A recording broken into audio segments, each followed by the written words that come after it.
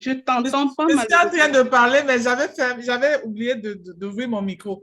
Je disais que merci pour la réponse à tes questions et tu nous as ramené là, n'est-ce pas, dans une problématique très, très, comment est-ce que je voulais dire, la problématique de la santé mentale, quand on peut, on la connaît, hein, quand on connaît un peu notre environnement dans lequel on vit, on peut voir un peu la profondeur, n'est-ce pas, de, de, de l'adversité véritable à laquelle tu as fait face à ce moment donné-là.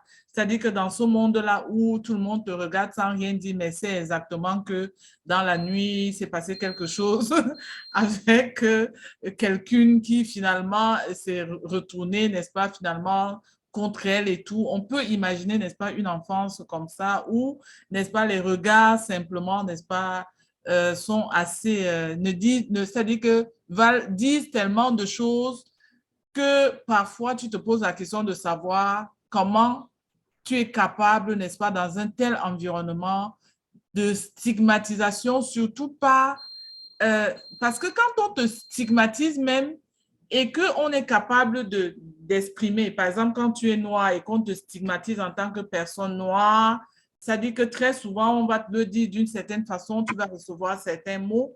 Mais quand les gens, simplement avec leur regard, un regard parfois où tu arrives quelque part, les gens disparaissent, parfois où les gens te regardent d'une certaine façon, c'est assez traumatisant. C'était le mot que je cherchais. C'est assez traumatisant, n'est-ce pas, pour pouvoir réussir à évoluer dans ce même environnement-là, surtout de pouvoir éclore.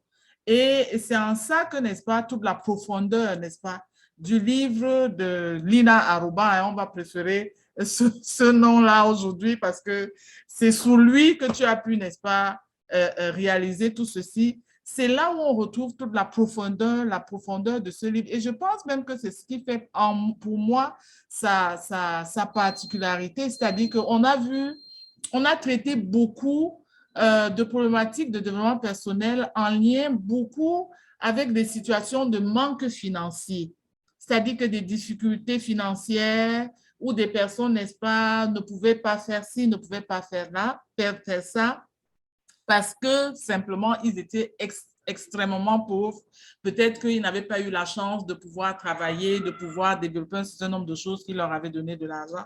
C'est un type de pauvreté, c'est un type de souffrance. Mais ici, on vient avec une problématique très peu connue, n'est-ce pas, celle qui met en scène la problématique d'une adversité liée à la problématique de santé mentale. Quand on est africain, quand on est camerounais, quand on est, n'est-ce pas, de ce village d'en haut, on peut comprendre combien est-ce que le dire comme ça, adversité ou alors vaincre, n'est-ce pas, on a l'impression qu'il faudra aller créer, n'est-ce pas, d'autres mots encore plus forts pour pouvoir, n'est-ce pas, bien comprendre la profondeur, n'est-ce pas, de cette souffrance-là, surtout quand on est encore l'aîné dans ces conditions-là. Je n'ai pas envie de dire tout ceci pour que tu ailles revivre encore ça au fond de toi. Je sais que tu l'as ressorti aujourd'hui, qu'aujourd'hui, ça devient, n'est-ce pas, des éléments de force pour toi, c'est plutôt des éléments de motivation. Ça répond plus au pourquoi aujourd'hui que, n'est-ce pas, la douleur que ça a pu, n'est-ce pas, te donner à ce moment-là, pour dire que cette problématique de santé mentale dans notre environnement, j'ai envie de conter une petite histoire. C'est-à-dire que où j'arrive au Cameroun et puis il y a un de nos anciens amis, hein, quelqu'un avec lequel on a grandi et tout, qui, n'est-ce pas, se retrouve enchaîné, n'est-ce pas, à une grosse chaîne au niveau de son pied, mais dans son village. Et quand tu demandes où est passé Nestor et tout, non, tu n'es pas au courant, Nestor, il est devenu fou, Nestor, et on l'a enchaîné, on l'a mis au village et tout. Et puis moi, je décide d'aller rendre visite à Nestor parce que je le connaissais, parce que c'était quelqu'un de tellement brillant, quelqu'un de, je n'arrivais pas simplement à comprendre. Mais la chance que j'avais, ce qui me motivait, c'est que j'avais appris sur la maladie de l'autisme. C'est que j'avais appris, n'est-ce pas, sur la schizophrénie. Et quand j'essayais de revoir tout ce qu'on était en train de tracer comme comportement, comme signes et symptômes, je revoyais un peu ces deux maladies que j'avais eu l'opportunité d'apprendre. Et c'est pour ça que j'ai pris sur moi d'aller, n'est-ce pas, le visiter, d'aller le voir. Et arrivé là, je l'ai trouvé dans une situation assez complexe et je me suis dit, il va falloir qu'on le fasse interner, n'est-ce pas, en psychiatrie à Douala. Et c'est comme ça qu'on a entrepris un certain nombre de choses. Finalement, on l'a ramené à Douala. Il a été interné. Et quand il a commencé à prendre ses antidépresseurs et tout, ça allait mieux. C'est sûr que je n'ai pas de ces nouvelles aujourd'hui, mais les derniers moments, c'était vraiment quelqu'un qui pouvait fonctionner. C'est-à-dire que ce n'était plus, on n'avait plus besoin de cette chaîne-là et tout. C'est pour dire que c'est une problématique réelle et profonde qui doit, hein, au-delà de ce livre-là, être, n'est-ce pas, je pense que ça va être tes prochains chevaux de bataille ou alors de quelqu'un d'autre ici dans le Zoom ou bien de quelqu'un qui écoutera, n'est-ce pas, cette...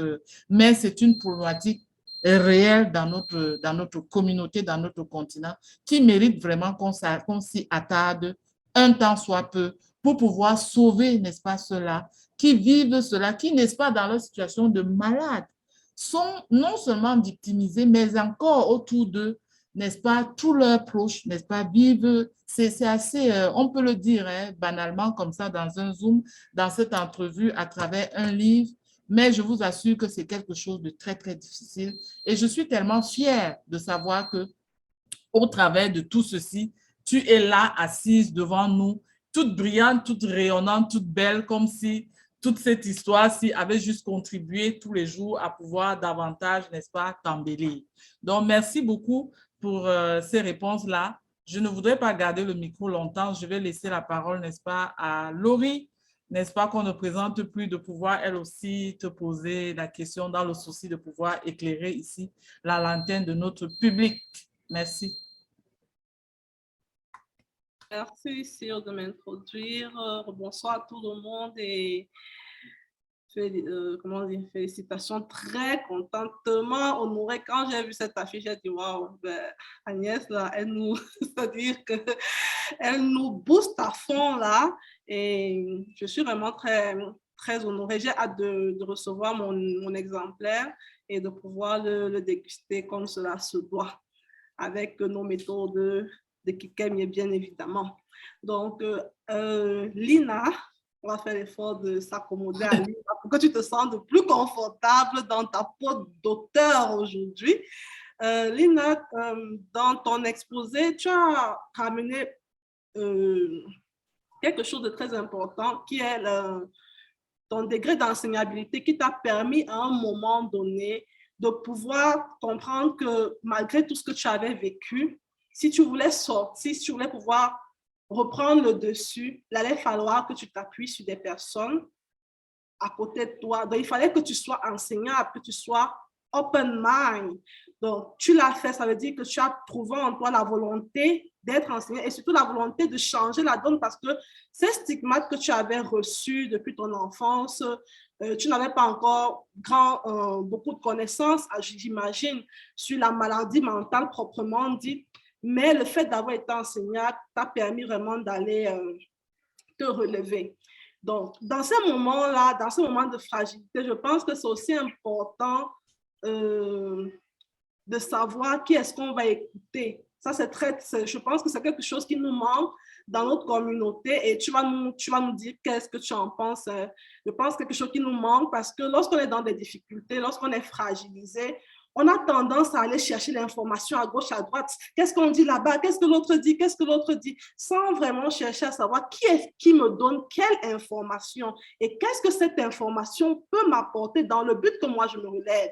Parce que quand on est tombé, le plus important, ce n'est pas de dire je suis tombé, il y a eu ceci, il y a eu cela, mais après avoir fait l'état des lieux, il faut trouver comment je vais faire pour me relever parce que je dois avancer, parce que j'ai une mission. Et notre communauté, vraiment, à travers ton livre, comment est-ce que tu peux encourager ou alors passer le message aux autres de savoir vraiment qui est-ce qu'on écoute? C'est un élément essentiel dans ces moments de fragilité, essentiel. Après, parce que si tu ne sais pas qui tu écoutes, tu vas toujours continuer à te victimiser. Parce que quand tu sais qui tu écoutes, forcément, tu vas comprendre que oui, la situation est là, je ne vais pas me victimiser, j'accepte la situation, mais je l'accepte, je prends connaissance de ça et prenant connaissance de ça, je cherche comment en tirer profit, comme tu l'as très bien fait. Parfait. Ben, merci beaucoup, Laurie, pour ta question. Je vais répondre peut-être en 3 niveaux. Okay. La toute première personne à écouter, c'est d'abord soi-même. Ça, c'est la toute première personne. Ça commence là. Parce que si on ne se choisit pas, on ne se permettra pas d'aller à la recherche de qui est mieux placé pour nous accompagner. Il faut être capable de s'écouter et de se choisir. Et s'écouter signifie quoi? D'être en mesure de prendre le courage de regarder dans son rétroviseur arrière pour se dire qui suis-je? Pourquoi je suis ce que je suis? Et comprendre qui tu es. Et prendre l'entière responsabilité, c'est-à-dire être dans l'acceptation de ta situation telle que tu es. Si tu es misérable, sois dans l'acceptation du fait que tu es misérable. Si tu n'as pas d'argent, sois dans l'acceptation. Si tu, je sais pas, si tu es blessé, sois dans l'acceptation de que tu es blessé, ne porte pas de masque. Sois égal à toi-même et sois dans l'acceptation. Quand je nomme acceptation ici, ce n'est pas synonyme d'être en accord avec notre douleur. Accepter ma situation actuelle, c'est prendre acte que voici ma réalité présente en ce moment. Si on prend ma photo, la photo de ma situation en ce moment, telle est ma situation. Et quand on est dans cette acceptation, Coach Laure l'a dit tantôt, c'est comme 50% de chemin de fait parce qu'on est donc prêt à se mobiliser. On ne peut pas passer à l'action tant qu'on n'a pas accepté, tant qu'on n'a pas identifié la douleur et accepté que c'est notre réalité. Et d'ailleurs, mesurer l'intensité de cette douleur parce que si elle n'est pas assez douloureuse, notre douleur, excusez-moi du pléonasme, c'est pour que ça donne, si elle n'est pas assez douloureuse, si elle ne fait pas assez mal, mais non qu'on ne s'engagera pas, qu'on ne sera pas en train de chercher des solutions. Ça, c'était l'étape se connaître soi-même. Mais il y a de l'aide. Les personnes peuvent être aidées à avoir une meilleure connaissance de soi. C'est pour cela que j'ai implémenté dans mon entreprise le programme Éveil et Envol, qui amène vraiment les personnes à avoir une meilleure prise de conscience de leur état actuel, à prendre une photo de leur état actuel et à prononcer leur propre discours de changement. Parce que tant qu'on n'a pas prononcé soi-même son propre discours de changement en disant plus jamais ça dans ma vie, on ne sera pas capable de prendre les actions adéquates. Et si on sait écouter soi-même, la deuxième personne qu'on peut écouter, ce n'est pas celle qui va nous dire des choses qui volent en l'air, mais c'est cette école-là où on va partir de la base, s'assurer que tu es aligné à qui tu es, que tu es aligné, projet, toi et ta direction. Chez Kikenye, par exemple, il y a toute une, je crois, toute une session d'école juste pour apprendre à la personne non seulement à se connaître, mais aussi à être alignée avec ce qu'elle veut. Prenons l'exemple de quelqu'un qui veut $1 million, il émet ça comme un vœu. Mais en même temps, au fond de lui est ancrée la croyance que les riches là, c'est des gens qui ont touché à quelque chose de mystique. Les riches, là, quand on est trop riche, on n'ira pas au paradis. Quand on est trop... S'il a ancré cette croyance-là au fond de lui et que tel est le schéma de pensée qui oriente sa conduite, qu'il aura voulu, qu'il aura émis des vœux d'avoir X ou Y chose, il n'est pas aligné et il n'attirera pas cette chose à lui parce qu'il n'est pas aligné. Sa pensée et ses aspirations. Moi, je pense que qui écouter, c'est être intelligent de voir pas seulement cette personne qui va venir sur les réseaux, parce qu'à nos jours, nous vivons totalement une indigestion de développement personnel. C'est tout le monde qui est coach, je respecte tout ça. On ne dénigre le travail de personne, mais c'est à chacun de nous d'avoir l'entière responsabilité du choix de la personne qu'elle écoute et de mettre en œuvre son intellect parce que on écoute, on doit être capable de synthétiser. Nous devons développer notre discernement aussi, pour encore une fois prendre l'entière responsabilité des enseignements qu'on a reçus.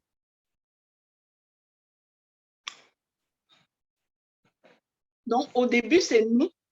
Ensuite, c'est la meilleure école qui travaille esprit et pratique et projets concrets. Et en dernier lieu, c'est encore nous. Parce qu'au bout du compte, la décision nous appartient et c'est nous qui devons passer à l'action. Pour ma part, dans mes programmes, dans mon accompagnement, j'allie la connaissance de soi et le pragmatisme. Voilà pourquoi j'ai mis sur pied le planificateur stratégique guidé pour permettre l'ancrage de tous ces concepts qu'on pourrait apprendre à travers mon accompagnement. Et je pense que c'est à peu près la même chose qui se passe chez Kikenye parce que je l'ai étudié moi-même. Quand j'ai été chez Kikenye, on a fait le plan stratégique. C'était pas appelé plan stratégique, mais on apporte sa vision, son projet de vie, sa fiche de vie, comme le coach ici aime l'appeler. Mais le projet de vie ne reste pas un vœu, il est accompagné d'un plan SMART, réalisable, atteignable, mesurable dans le temps, qu'elle aussi peut accompagner la personne à réaliser. Est-ce que ça répond à la question de... Parfaitement, Agnès, merci beaucoup. OK. Donc, merci Agnès, merci Laurie pour ta question, merci Agnès pour la réponse à ta question. Je voudrais d'abord inviter tous ceux qui sont dans le Zoom là, n'oubliez pas, n'est-ce pas, Laurie envoie le lien afin que les gens s'abonnent, n'est-ce pas, sur la chaîne pour pouvoir voir déjà des vidéos qui sont déjà passées et celles à venir, comme celles que nous sommes en train d'enregistrer à l'heure actuelle. Donc, abonnez-vous et puis, n'est-ce pas, allez regarder rapidement les autres vidéos qui sont là. Ça peut, n'est-ce pas, vous pourrez apprendre quelque chose. Donc, on va passer à la question de Gilles Mazumbu depuis la France qui devrait lui aussi, n'est-ce pas, poser une question à Agnès. Oui, bonsoir Agnès et encore félicitations pour ton livre, pour ton chef-d'œuvre. C'est vraiment louable ce que tu as fait et appréciable parce que ça touche tout le monde et ça nous touche surtout nous qui t'avons enseigné de savoir qu'aujourd'hui tu deviens écrivain. Ça fait chaud au cœur. Ça fait vraiment chaud au cœur de voir le parcours que tu as connu depuis ton enfance. Le dire comme ça en public, ce n'est pas facile, ce n'est pas donné. Tu t'es ouvert à tout le monde et puis ça donne vraiment envie d'aller découvrir ce livre. C'est très poignant. Ton histoire était vraiment poignante. Et félicitations parce que tu as vraiment été résiliente et tu as su te relever pour aller toucher ton rêve. Bon, moi, j'aurais peut-être deux questions. D'abord, pour savoir d'où t'est venue en fait l'idée de pouvoir écrire ce livre. Est-ce que c'est un rêve d'enfant que tu as toujours nourri ou c'est par rapport à la formation déjà qui Kikenye que tu as découvert et que ce rêve a été inscrit dans ton objectif, dans ton parcours de vie? Est-ce que tu peux répondre à ça? D'accord. Merci Gilles pour votre question. J'ai envie de dire que non, le livre ne naît pas quand je connais Kikenye parce que le 90%, je veux dire, 90% ou alors presque 95% de ce livre, de ce manuscrit est écrit avant que je ne connaisse Kikenye. Je travaillais dans un organisme d'accueil d'immigrants ici en 2014, de 2014 à 2018. Et c'est à ce moment-là que j'ai écrit comme à peu près 80% de ce manuscrit. Pour moi, l'écriture a été toujours une thérapie. Et quand bien même je dis que je l'ai écrit en 2014, il y a pas mal de choses qui étaient déjà écrites dans le petit carnet rose dont je vous ai parlé depuis que je faisais la classe de terminale. J'ai juste reporté. Mais j'ai été coincée dans ma vie parce que je n'étais pas alignée. J'ai eu à entreprendre depuis ma tendre enfance par la force des circonstances pour m'assumer et assumer ce que j'avais en charge. J'ai eu, par exemple, à mettre un pied à l'école, un pied dans le business, genre avoir ma cafétéria devant l'université alors que je suis inscrite en faculté de droit, mais que je prépare des déjeuners, je ne vais pas à l'école. Puis quand les étudiants finissent, ils viennent donc manger chez moi et puis je photocopie leurs cours. Puis je me fais l'argent comme ça pour payer mon école. C'est comme ça que j'ai fait tout mon cycle en droit. Pas nécessairement en étant dans l'amphi à chaque matin, mais en faisant bien ma cafétéria. Puis en attendant ceux-là qui vont terminer le cours, ils viennent, ils mangent, puis je photocopie leur cours. J'ai été comme ça à me débrouiller. Je me suis débrouillée à faire beaucoup d'autres choses, plus tôt avant que ça.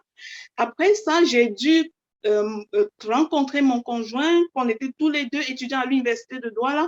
On a bâti, par exemple, notre première maison étant étudiant. C'est pas chez nous, c'est pas tout le monde qui fait ça, de bâtir sa maison dans la vingtaine alors qu'on est étudiant à l'université. Non. On a bâti notre maison étant étudiant parce que lui, mon conjoint aussi, était un peu un pied dans le business, un pied à l'école, il faisait du mentorat auprès des élèves du secondaire. Et moi, je faisais ma cafétéria. Et on s'organisait à vivre d'un seul revenu, des deux. On épargnait l'autre pour réaliser nos projets.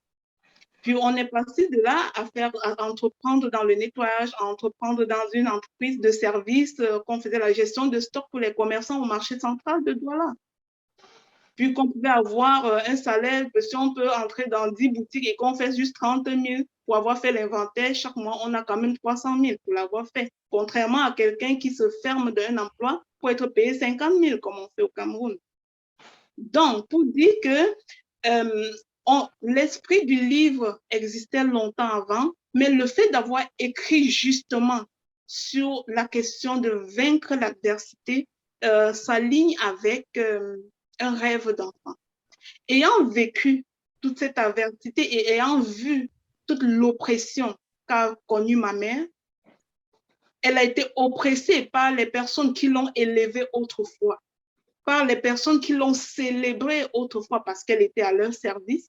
Mais quand elle a été malade, elle a été oppressée et sa famille avec. Je m'étais jurée en tant qu'enfant d'étudier en droit, de devenir avocate et de défendre la cause de toutes les femmes oppressées du monde. Parce que c'était ma sainte colère de voir une femme être oppressée. Je suis arrivée au Canada, je me suis obstinée à aller encore étudier en droit, faire un autre diplôme en droit, que je n'ai pas été admise à l'université malgré que j'avais déjà les diplômes universitaires en droit, mais j'ai trouvé la bonne façon de le faire. J'ai ciblé la justice sociale, je suis allée étudier en sciences sociales. Puis ce livre vient pour moi avec mon entreprise Ta Seconde Chance, être comme un accomplissement. Enfin, j'ai l'entreprise pour coacher et accompagner les personnes qui sont oppressées ou alors qui vivent toutes sortes de douleurs, mais aussi j'ai les outils, que ce soit dans la planification pour les aider à passer à l'action, pour ne pas procrastiner, pour ne pas vivre de bugs de motivation.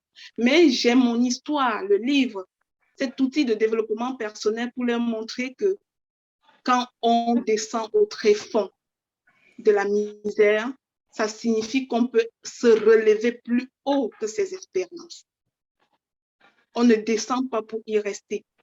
Donc, Kikenye arrive à quel moment où je suis en quête de diplômes et de diplômes, des multitudes de diplômes et de diplômes encore. Ça veut dire j'avais tous ces projets qui brûlaient en moi, mais je n'étais pas alignée, j'étais dispersée. Ce que j'ai gagné avec Kikenye était la clarté et le focus sur l'unique chose qui était ma mission profonde depuis l'enfance, depuis le bas âge. qui est dans la transformation de ma douleur, de ma plus grosse douleur à ma plus grande audace. La douleur de voir une femme oppressée alors qu'elle a servi, alors qu'elle est juste malade et n'a pas convoqué la maladie. La douleur de la voir subir la stigmatisation, le rejet, l'humiliation et sa famille avec. Puis ça me faisait mal dans mes tripes. Que Kikenye m'a permis d'arrêter de me disperser. Ça m'a donné l'occasion d'avoir la clarté et d'être focus sur ma seule mission, celle qui me ressemble. D'être l'épaule sur lequel chaque personne qui souffre peut mettre sa tête et recevoir une petite tape pour lui dire qu'il est capable de se relever, qu'il est capable de sortir, que cette difficulté-là ne le définit pas, que cette difficulté-là ne lui volera pas sa dignité. Parce que nous sommes tous des êtres humains dignes et rien ne doit nous voler notre dignité, même pas la maladie mentale. Cet alignement que j'ai gagné chez Kikenye m'a fait juste sortir ce manuscrit du tiroir pour l'achever et dire c'est le moment. Que ma douleur devienne ma plus grosse audace. Que cet écrit devienne ma thérapie définitive. Même si je n'avais jamais baissé le bras et que j'ai fait des entreprises en chemin, mais j'arrive à celle avec laquelle je suis alignée. J'ai fait l'entreprise de nettoyage, j'ai fait l'entreprise de service, j'ai fait l'entreprise de cafétéria, j'ai fait l'agriculture à Pendaboko sur des hectares de terrain qui m'appartiennent, mais ce n'était pas ma mission de vie. Ma mission de vie, c'est de souffler à l'oreille de qui n'est pas capable. Que la difficulté là ne le définit pas et de lui donner un boost pour se relever, pour aller chercher la ressource personnelle qui est en elle. Parce que nos ressources pour nous en sortir sont en nous. Mais la seule difficulté, c'est que nous pensons souvent que l'obstacle à notre réussite est financier. Non, le prix fort à payer n'est pas financier. Le prix fort à payer, c'est la capacité à ne pas victimiser malgré tout ce qui nous arrive. À dire que, OK, c'est ça ma réalité. Qu'est-ce que j'en fais? Se mettre en mode solution. Comme on dit chez Kikenye, la richesse, c'est de se mettre en mode solution. En tout cas, je n'aurai pas de deuxième question parce que tu y as déjà répondu. Donc, je vais remettre le micro à Coach Laure. OK. Merci. Merci hein, Gilles pour ta brillante question. Merci pour Agnès qui continue, n'est-ce pas, de nous nourrir. Donc, je vais passer la parole au public. J'espère que dans le public, il y a des personnes qui ont des questions pour Agnès ici présente. Vous avez le bon Dieu, hein, j'ai l'habitude de le dire. N'est-ce pas? Profitez-en. N'attendez pas d'avoir les anges. Vous avez le bon Dieu et puis allez-y droit au but. Si vous avez des questions pour Agnès, ouvrez votre micro et puis posez-lui votre question. Oui, Mani HCTB. Alors, vous avez le micro. Wow, merci. Wow. Merci. Lina Aroba. Wow, à chaque fois, je dis toujours wow, à chaque fois, je mets toujours wow. Il y a quelques semaines ou à peine quelques mois, cette Lina Aroba m'interpellait pour me dire, est-ce que tu peux m'aider à lancer un Zoom? Je lui ai dit que le plus difficile, c'est de commencer. Mais à chaque fois, quand je la vois sur les réseaux, maintenant, elle dit, waouh, c'est toi ça, c'est toi qui as fait ceci, c'est toi qui as fait cela. Je suis, en tout cas, d'abord, première chose, vaincre malgré l'adversité. Deuxièmement, quand j'ai lu le titre, j'étais encore interpellée pour demander, ah oui, j'ai dû doubler le café, il est quelle heure chez moi? Il est 18. J'ai dû doubler le café parce qu'avec le grand valet, je n'ai pas pu. Mais donc cette fois-ci, j'ai dit non, je vais tenir. J'ai dû mélanger 2 cafés pour tenir. Il est minuit presque 20 chez moi. Bravo. Merci d'être Bravo, là. bravo. J'ai dû rater le Grand Valais parce que le sommeil m'a pris, je n'ai pas pu tenir. Donc, quand j'ai lu ton titre et la 4e de couverture, je suis venue t'interpeller pour te demander si on était, parce que quand j'écrivais aussi, j'ai commencé à écrire mon livre, j'ai eu l'impression, je t'ai demandé, mais tu étais dans le même groupe là que moi, parce que j'ai eu l'impression qu'on avait, j'avais déjà lu une histoire similaire, j'ai eu l'impression qu'on écrivait la même histoire. Mais tu m'as dit non, ce n'était pas ça. Vraiment, félicitations, parce que quand je t'écoute encore là, et que tu dis que tu faisais les photocopies, ça m'a rappelé, quand j'étais à la Sorbonne, je faisais le ménage. J'étais en licence. Pendant que l'étudiant était à l'école, je nettoyais sa chambre et je me rappelle que j'ai voulu faire la photo. J'ai pris la photocopie de son cahier, mais je n'arrivais même pas à lire. Tellement il écrivait mal. Franchement, comme on dit souvent, les grands esprits. Merci. Vraiment, je vais relire la page 11, préface. Le succès, c'est de faire exactement comme Lina. Travailler, croire en soi, affronter les obstacles, un à la fois, et appliquer en tout temps la persévérance, la résilience et la non-victimisation. On ne peut pas contrôler ce que nous amène la vie. Cependant, on peut toujours contrôler notre façon de réagir face aux événements qui nous arrivent. Et dans ce processus, le choix gagnant est le choix de continuer, de ne pas lâcher, de toujours se relever, exactement comme l'a fait Lina tout au long de son parcours. Franchement, bravo, bravo, bravo. Avant de finir, je ne vais pas rester long. Ma douleur, j'ai voulu que ma douleur devienne ma plus grosse audace. Et moi, j'ai traversé des moments, en septembre exactement 2021, j'avais dit aussi que je transformerais mon problème d'aujourd'hui en solution pour les autres demain. Et c'est le cas en ce moment. Et tu cites aussi Kikemie. Je le dis toujours quand je fais mes émissions, moi aussi, je cite toujours Kikemie. Parce que dernièrement encore, parce que grâce à vous deux, j'ai décidé, il y a 2 personnes là qui ont sorti, j'ai dit non, je vais aller reprendre le livre que j'ai écrit depuis 8 ans.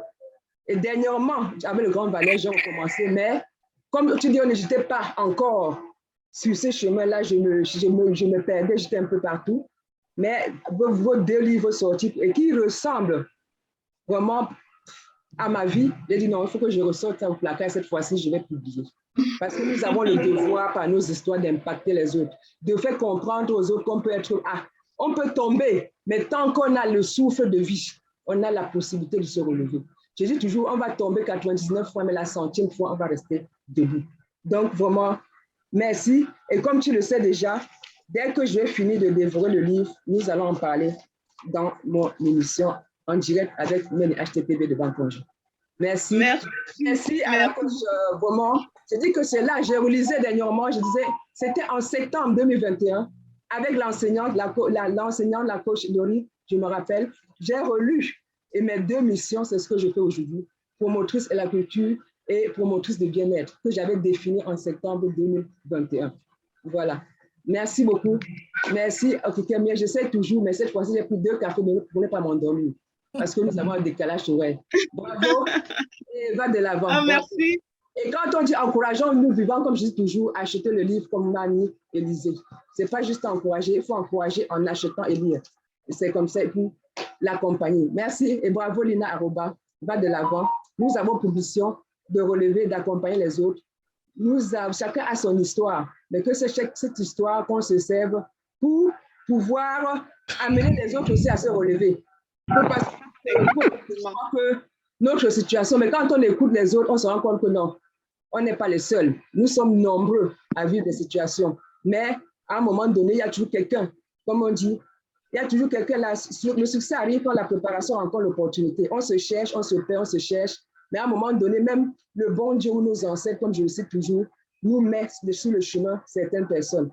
J'ai eu quelqu'un qui m'a permis de refixer mes objectifs. Mais en ce moment, je me suis retrouvée sur le chemin du bien-être parce que je me suis dit à un moment donné, je ne pourrais rien réaliser dans ma vie tant que j'étais dans un état de mal-être. Maintenant que je suis dans cet état de bien-être, j'essaye et je suis sur le chemin de réaliser une deuxième chose que depuis au moins 2014, je suis là-dessus. Mais je suis sur le chemin. Dans un an, je vais réaliser ce deuxième objectif. Je ne vais pas être long. Bravo à l'émission, bravo à l'Académie de Kikemie et bravo à ses enseignants.